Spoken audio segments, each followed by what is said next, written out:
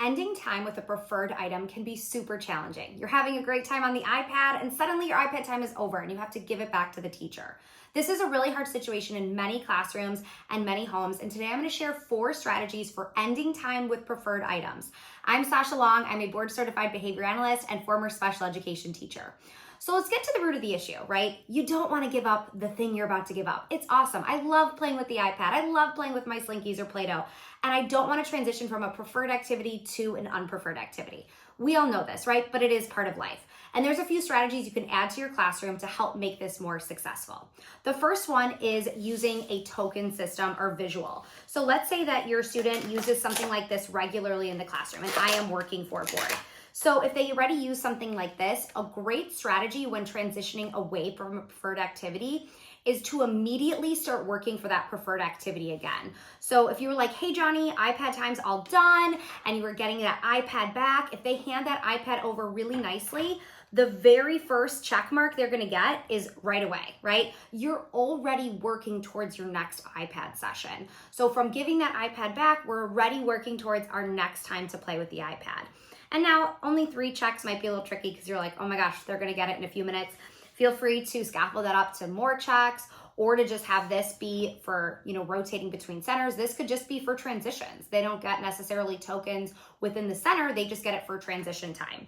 But I love the idea of having this first token or check or star that they're getting be for that appropriate transition. And that's something that you can really practice ahead of time and have this out like, hey, okay, iPad's done, but let's work for it again. You're about to get your next one. That's how I'd really approach that, showing that you're about to get your next check, working towards that next iPad.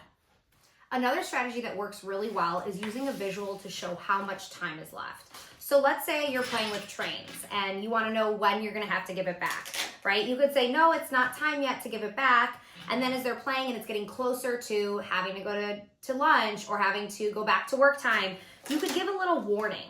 This small warning is super helpful, so there's not that surprise factor. Sometimes that's the worst part, right? I didn't know I was gonna have to give it back yet. And then it's, okay, it's ready to go, it's time to give it back, and then practicing giving back those items. This can also be done with a token system like this. I sometimes use this as an I am working for, but you can also use this same idea to show how much time is left with something. So all I did was take a photo of an iPad, cut up the pieces, and let's say your student was having a 5-minute iPad break. Every minute or so, just add a piece to the puzzle to show how much time is left. Once we get to that last piece, iPad is finished, time to go to the next activity. You do the same idea with what the next activity is, right? If it's playtime, if it's a learning activity, if it's recess, you could have a picture of the playground here and be giving those pieces like, okay, iPad's done, now let's go to recess. So that could be really helpful. Another strategy that I like to do in addition to that token economy or the visual is to practice handing back the item before you play with it. This is really helpful to see what that looks like. This is going to be a great visual cue and really incorporate modeling. So let's say the student just earned an iPad break. Before they get to the iPad break, we're going to model and discuss what ending the iPad break looks like. Okay, when we're all done, we're going to press pause, and I'd have YouTube up, I'd be pressing pause.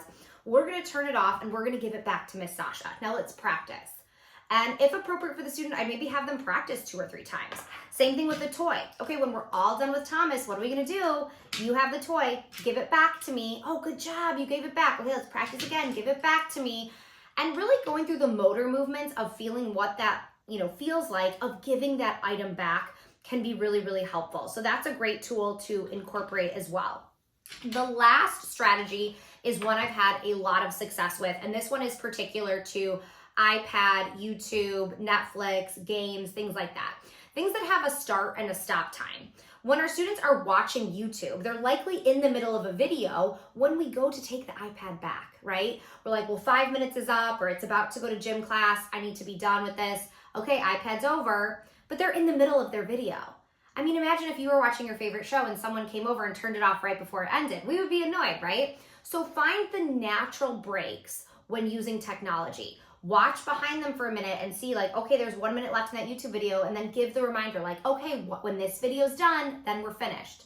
I know a lot of kids like to jump between YouTube videos, so be there so you can say, okay, you just started this one. When this one's done, we're all done with iPad. If we're playing a video game, when you see that they're on a level, okay, when this level's finished, then we're all done. That can be super helpful to find the natural breaks and can really ease some of the behaviors that come along with transitioning from a preferred activity to a non-preferred.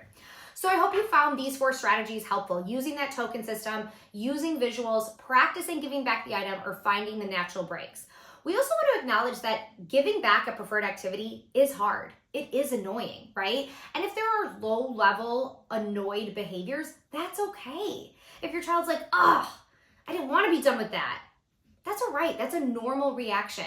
When I have to turn off my shows to go fold laundry, I'm thinking the same thing in my head, right? Of course, we don't want aggression, property destruction, things like that. Those are behaviors we can target to decrease, but a little bit of annoyance is totally normal, and we can give an encouraging statement of, hey, don't worry, you're gonna get it again, or give that praise for, you did a great job giving it back, let's work for it next time, you did awesome. All right, again, I'm Sasha Long. I'm a board-certified behavior analyst and special education teacher. Thanks so much for watching, and follow our channel for more behavior tips.